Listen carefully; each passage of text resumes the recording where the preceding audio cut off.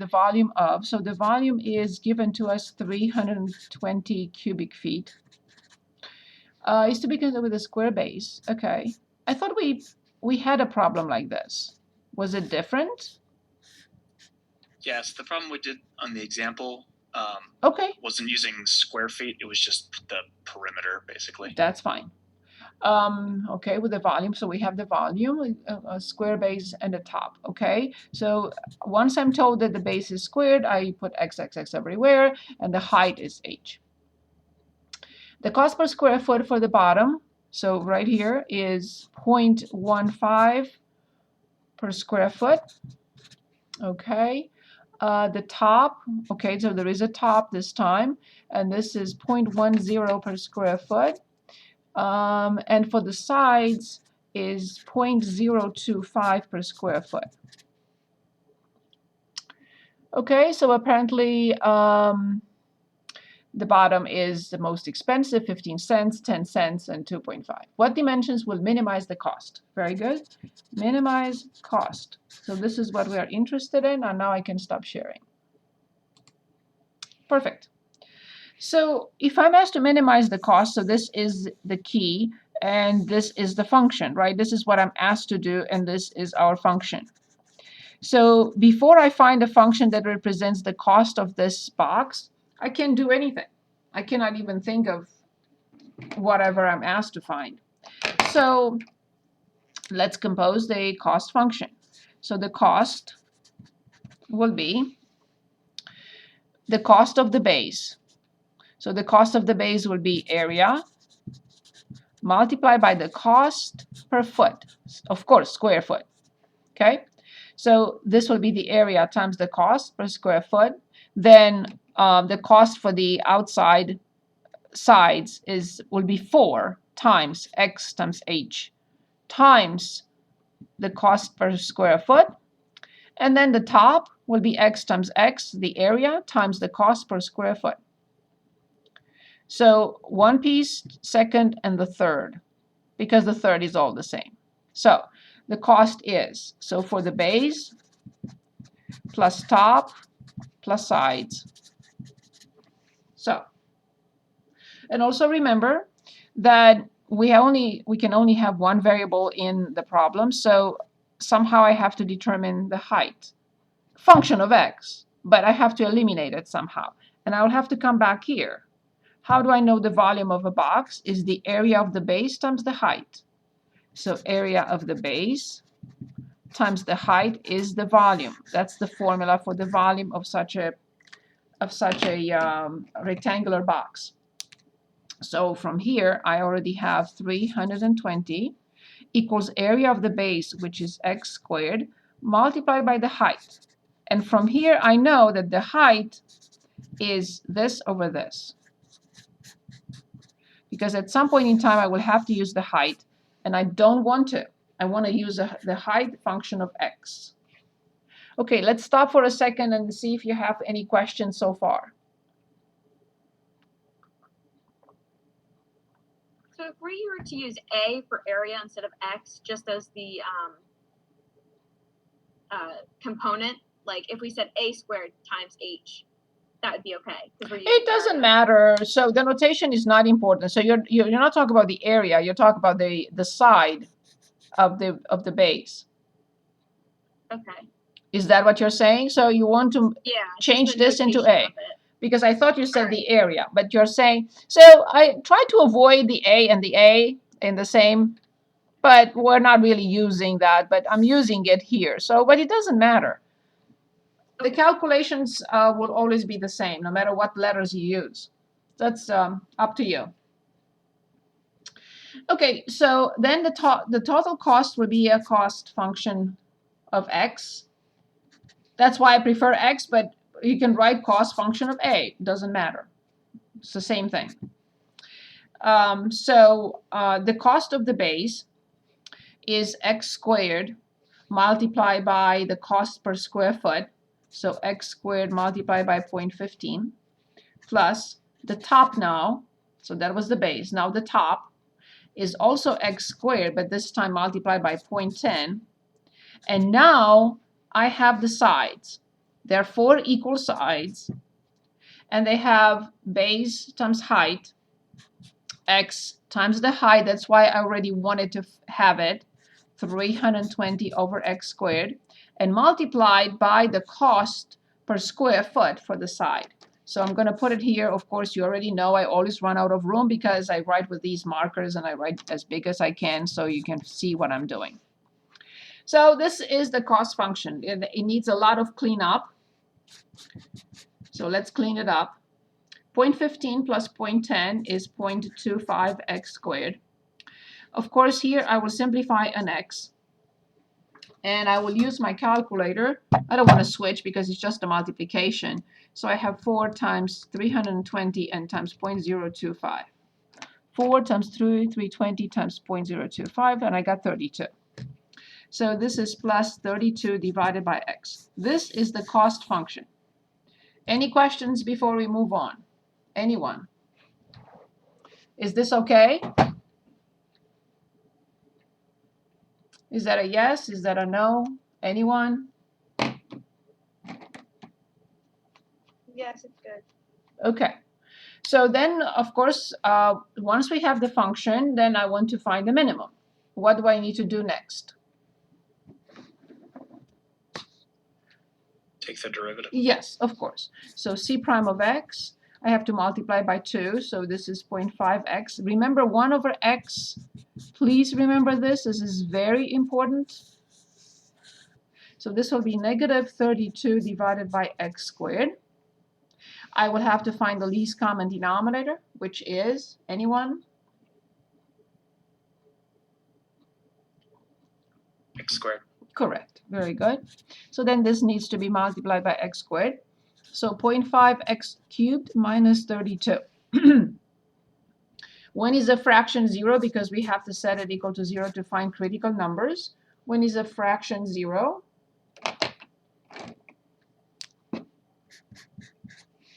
When the numerator is equal to 0. Very good. Thank you very much.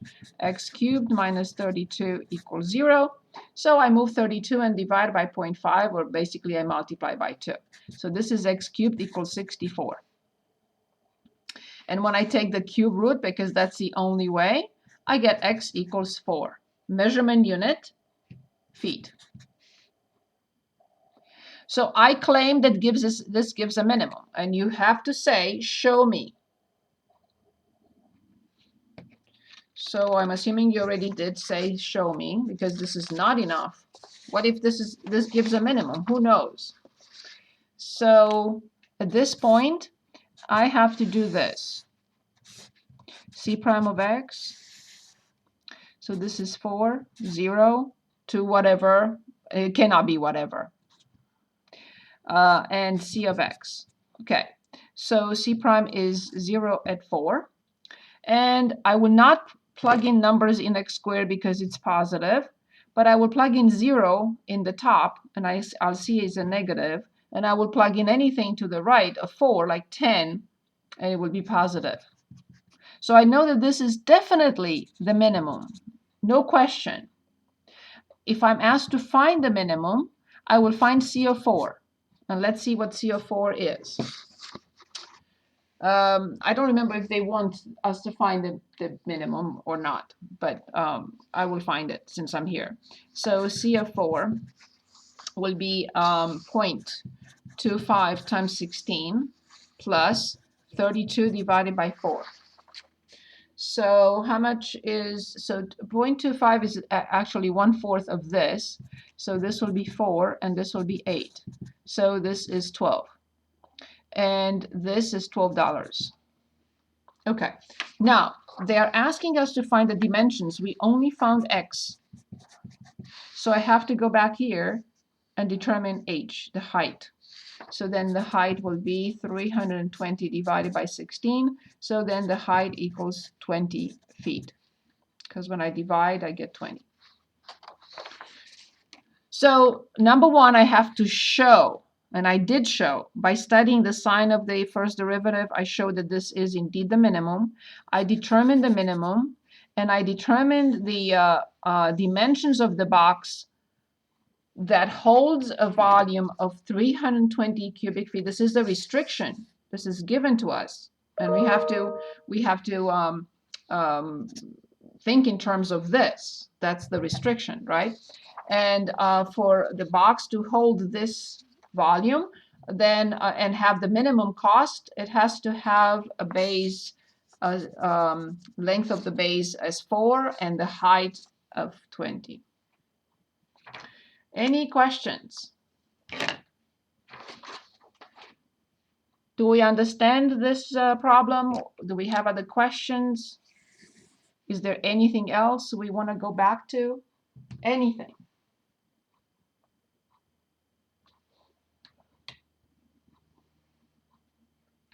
Anything?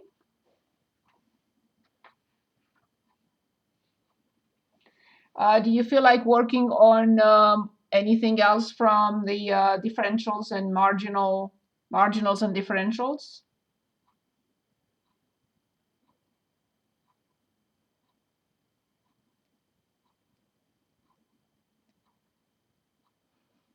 Is anyone with me? Yep. So Nick, I'm not sure what, do I move on, or do you, what, do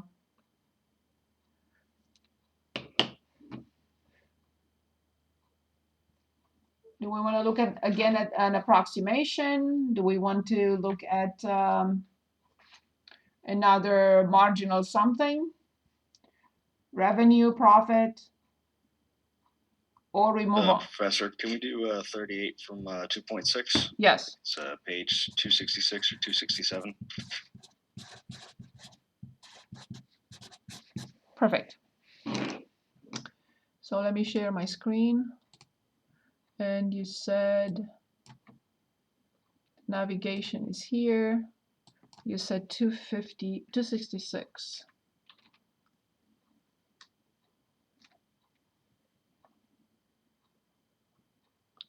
Okay.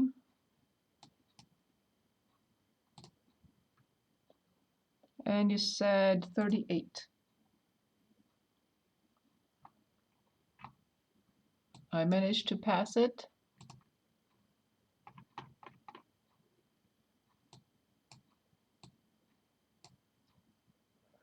This one, 103.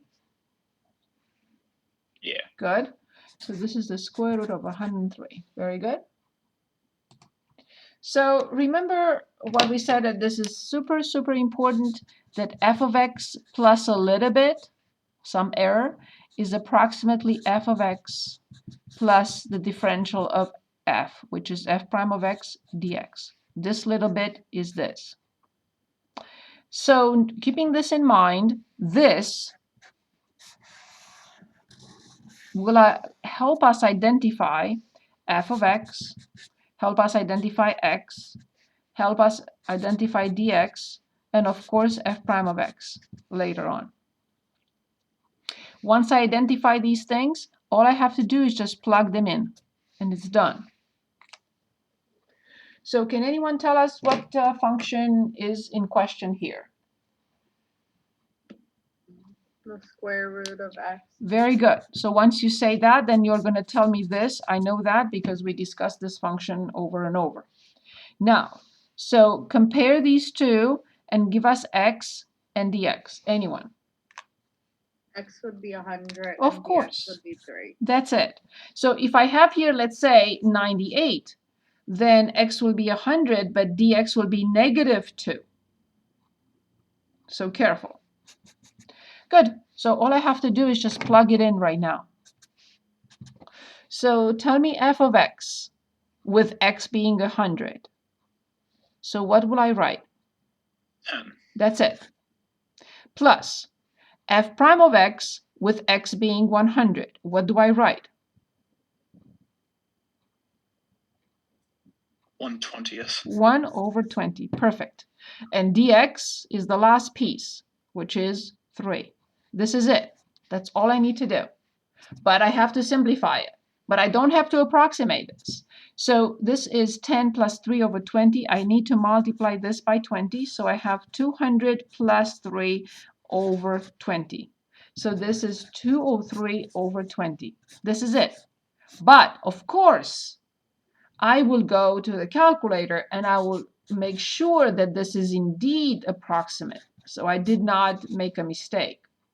Okay? So that's all it means. So let me go to here. Where is my, I can't see. Where is my, what happened to my calculator? It didn't, oh, I switched from it and it did not, sorry about that. Is it not awake? What is it going, what is it doing?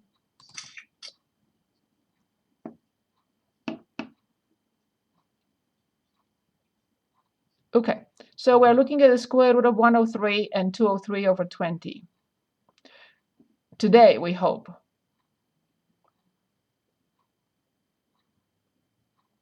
Okay, 1, 2, okay. So the square root of 103 and 203 divided by 20. Pretty good, isn't it?